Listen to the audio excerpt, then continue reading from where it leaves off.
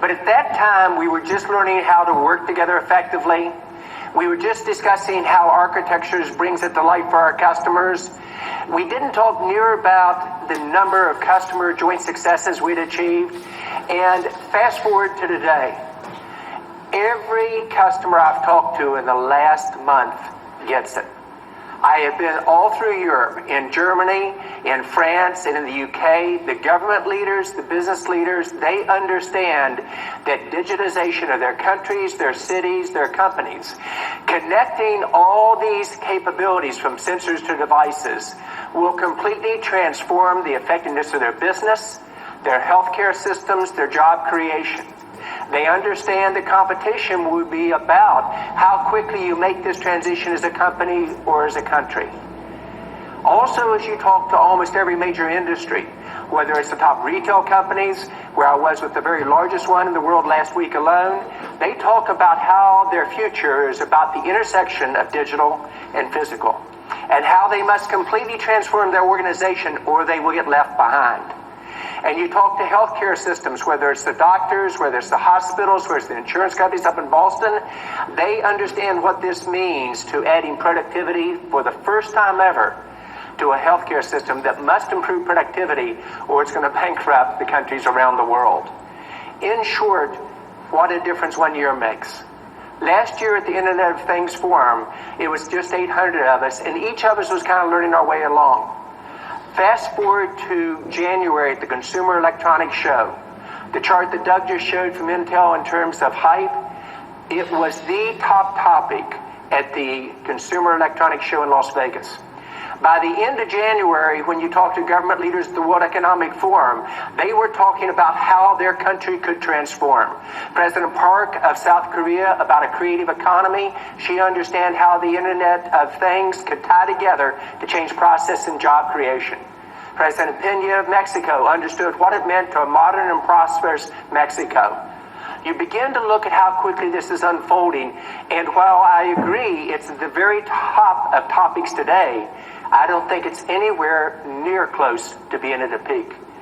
I think you're going to see this thing grow exponentially. The impact of the internet from the time of conception to today has probably been the most fundamental equalizer in life if you combine it with education.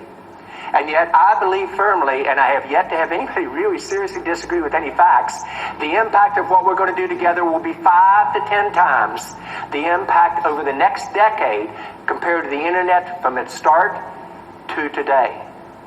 And what enables that is how we bring this together as an organization. Because this isn't about one company or a couple companies.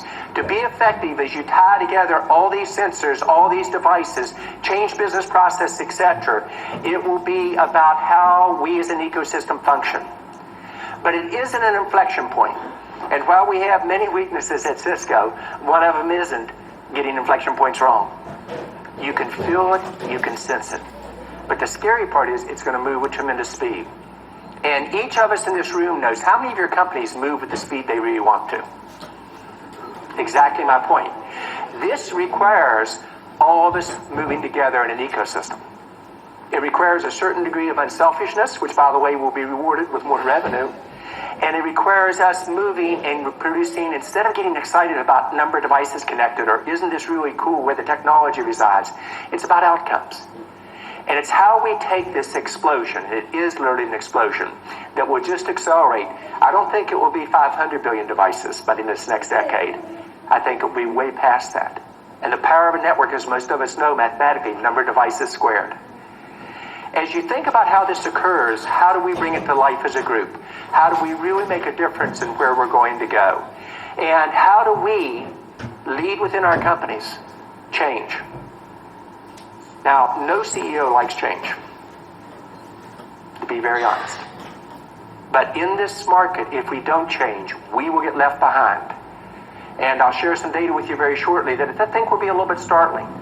But it also speaks to we must learn how to change and work together in ways we haven't done before to help our joint customers do the same thing. Because every customer situation that I will talk about today, just like my colleagues have over the last 2 days, is a combination of us working together. And we wouldn't have said that 3 or 4 years ago when we talk about successes within our company, nor probably would Intel as much, nor an IBM, or a Snyder, or a Rockwell. But what you see is this is a new status quo. It's the ability to look through this, picture where the market's going, and how do we lead it. How do we have the courage? We must also change ourselves if we're going to be successful. This was the chart I put up last year, and I thought it was pretty interesting. 24% of the Fortune 500 is the same as 25 years ago. 90% of the companies in this room and around the world will have a serious economic downturn in the next 10 years. Only 11% of them will recover.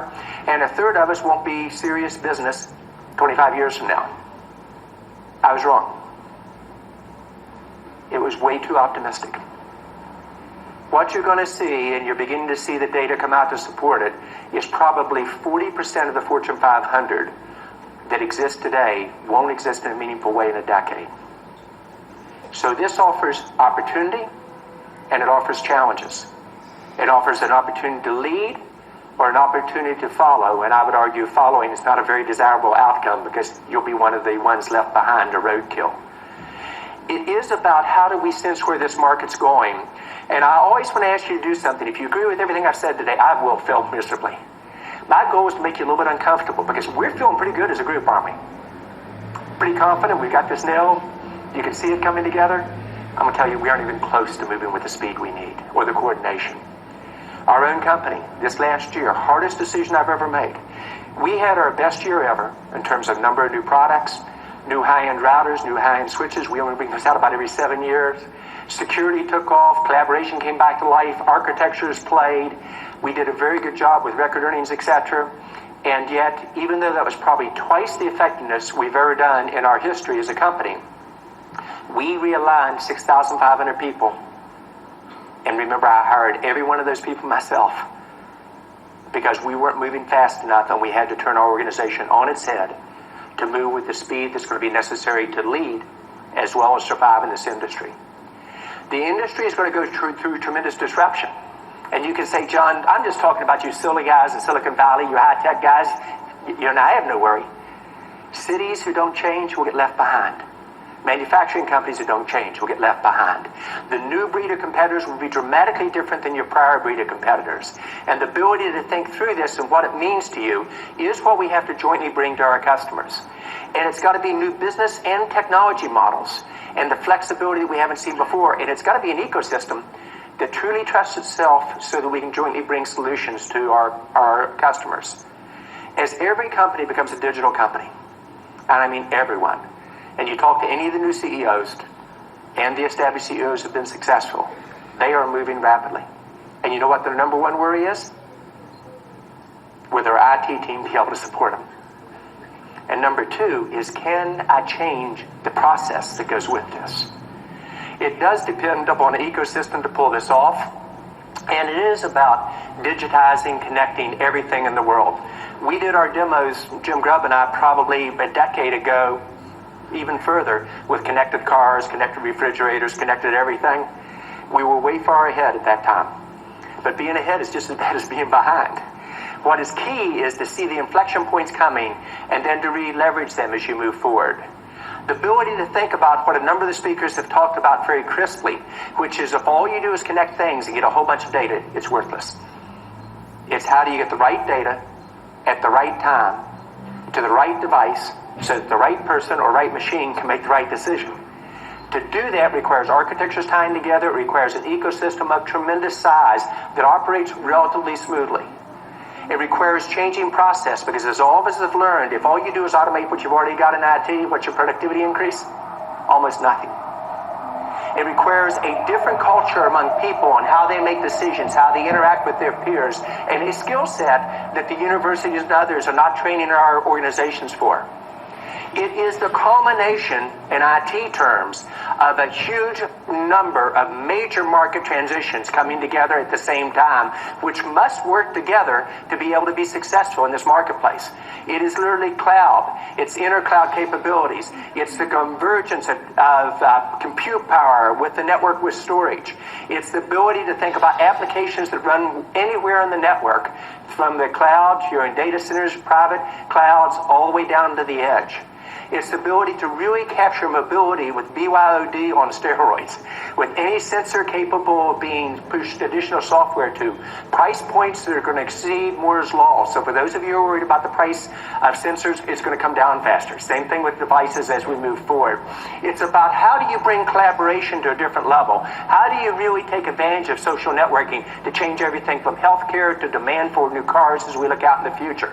It's about the ability to think through how do you use big data with more and more of it at the edge, right where the occurrences occur, on the manufacturing floor, in the healthcare center, in the agricultural field, etc., at the mining pit, as John talked about from Rio Tinto. It is the ability to capture these transitions. Wim shared some really interesting data with you the first day.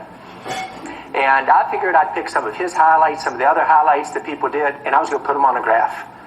My problem is by the time I got to the third and fourth data point, all the graphs were the same. Now, you know where I'm going. If the number of connections goes from over 8 billion from 2012 to over 14 billion today, if the number of sensors go from 4 billion to over 24 billion, which means the majority of them aren't connected yet, if your machine to machine goes from 2.6 billion connections to 4 billion, if you begin to look at the media coverage, which has gone from 4,000 major articles in 2012, when we all got excited about this, to 45,000 today, what is the trend in terms of units? It's exponential. But watch what happens. We're now talking about what I call lighthouses, references that are very specific in terms of the accomplishments they got for their business outcomes. And we're all learning how to talk business outcomes as opposed to getting really excited about connectivity and technology. The business sentiment, they get it, but they get it for survival. Imagine being a CEO today. Watch what's going on in the stock market, the emerging markets, new breeds of competitors, new business models, etc. But they instinctively, if you're going to survive as a CEO, you've got to feel trends coming, and they get it. Revenues for Cisco alone, complete pull-through, etc., of a total bill from Internet of Everything is about $2.4 billion, growing at 45%. And you can say, John, that's fantastic. I can tell you now it's not fast enough. If we don't move further, we will fall behind. A number of people believe if you want to know what's going on in the world, follow the money, follow the venture capital. Venture capital is now putting 10% of their investments in the Internet of Things.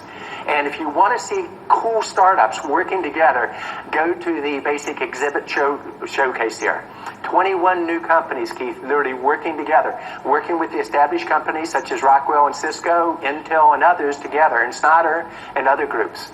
But it is the realization this curve is going up and to the right in an exponential type of approach.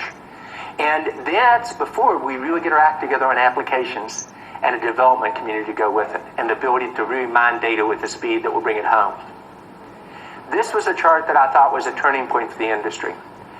It was the first time that we as a group took a step back and say, how much is the economic benefit?